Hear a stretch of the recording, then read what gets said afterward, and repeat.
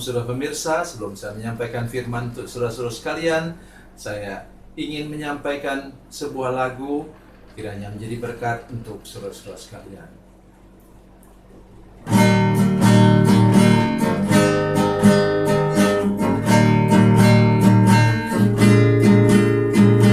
Kasih dan persahabatan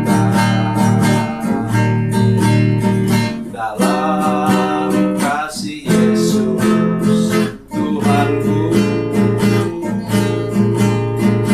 kasih yang setia berkorban,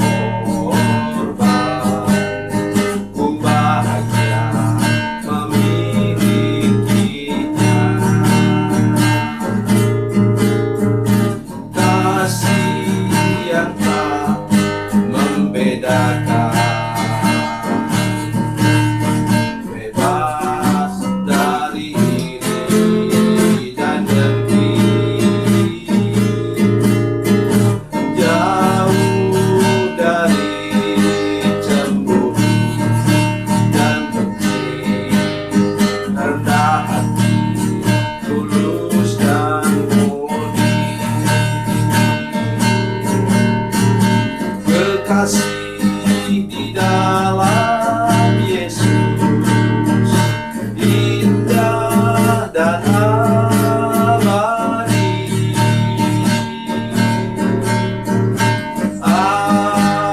Anugerah dari Tuhanku di dalam kasih dan darahnya.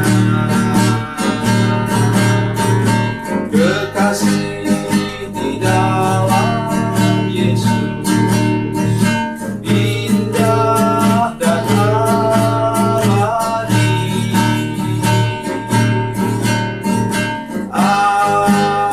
Anugerah dari Tuhanku di dalam kasih dan darahnya.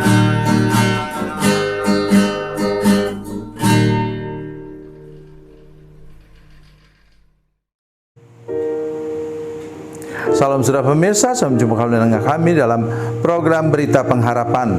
Saya mengajak kita hari ini, saudara sekalian, lebih serius lagi ikut Tuhan. Jangan pernah mau lepas daripada Tuhan. Apapun yang terjadi dalam hidupmu, engkau tidak boleh meninggalkan Tuhan. Jangan pernah balik kanan.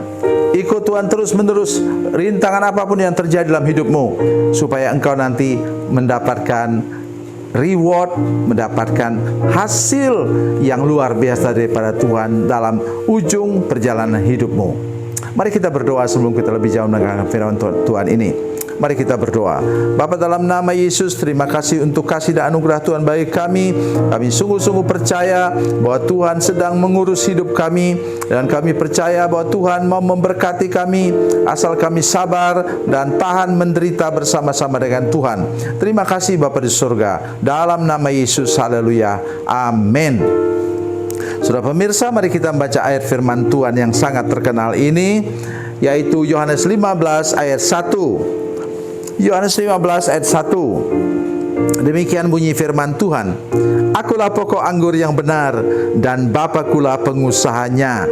Setiap ranting padaku yang tidak berbuah dipotongnya, dan setiap ranting yang berbuah dibersihkannya, supaya ia lebih banyak berbuah. Amin.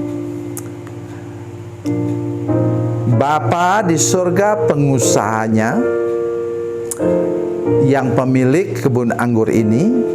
Yesus adalah pokok anggurnya, dan kita ranting-rantingnya. Bagaimana supaya ranting itu hidup dan dia berbuah? Ia melekat pada pokok anggur itu. Ya, oleh sebab itu saya mengatakan tadi kepada saudara-saudara sekalian, jangan pernah ada seorang pun di antara kita yang lepas dari pokok anggur itu. Saudara melihat contoh anak yang hilang. Saudara sekalian, anak yang hilang itu ketika dia pergi, ya saya hitung-hitung lah ya saudara sekalian, dia mendapatkan jatah atau warisan sebagai anak bungsu, karena ada anak yang sulung. maka kemungkinan besar dia orang kaya tentu saja bapaknya itu, dan kemungkinan besar dia mendapatkan warisan 10 miliar. Saya pikir begitulah, biar mudah menghitungnya. Pergi dia kemudian, apa? Iblislah yang menggaruk-garuk dia untuk berlaku tidak sopan.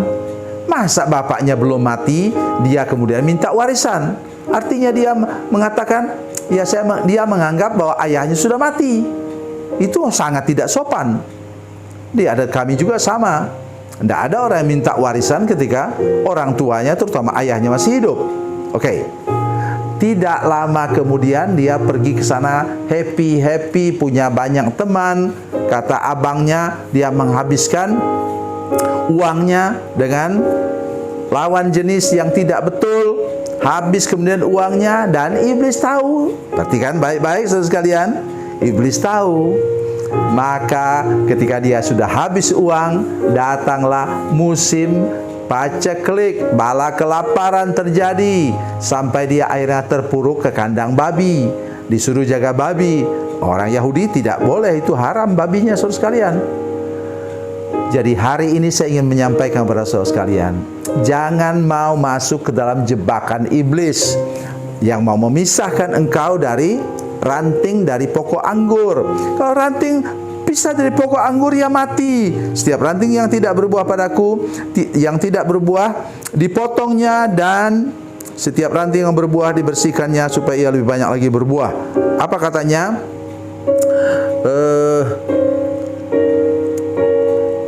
Ranting yang tidak berbuah tadi dipotong kemudian dibuang ke dalam api.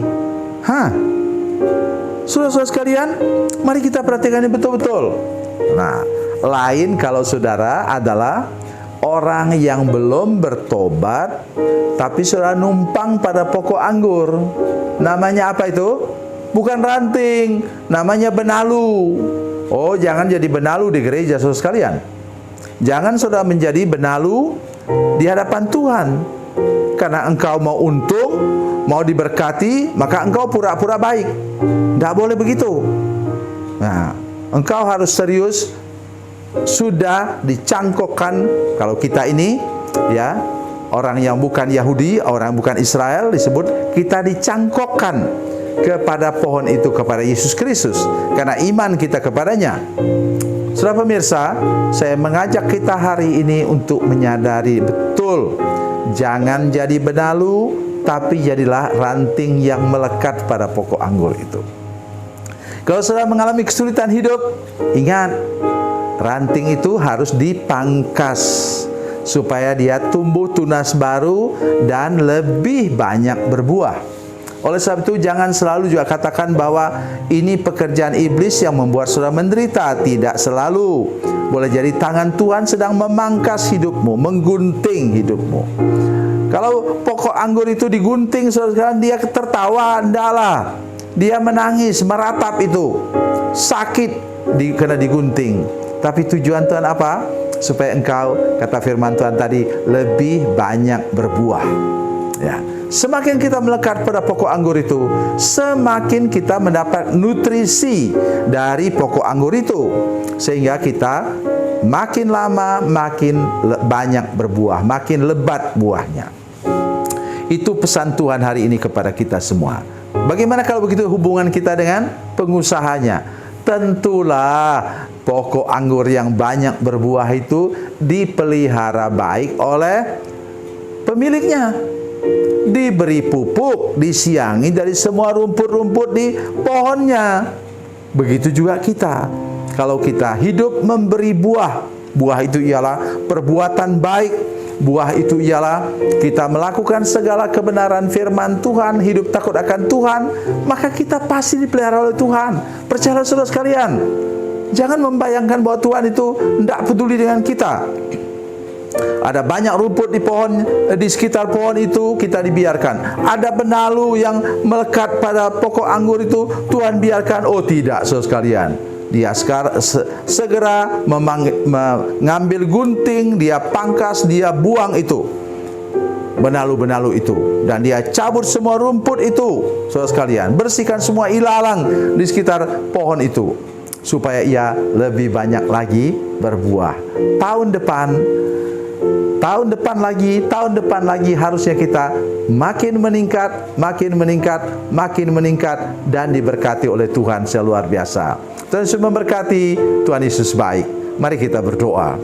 Bapa, dalam nama Yesus, terima kasih untuk firman Tuhan yang luar biasa ini. Beri kami anugerah untuk mengertinya. Buat mujizat dalam hati dan pikiran kami Tuhan, sehingga kami dapat menangkap maksud firman Tuhan ini dengan baik. Melekat pada pokok anggur, menghasilkan banyak buah untuk kemuliaan bagi nama Tuhan. Dalam nama Yesus, haleluya. Amin.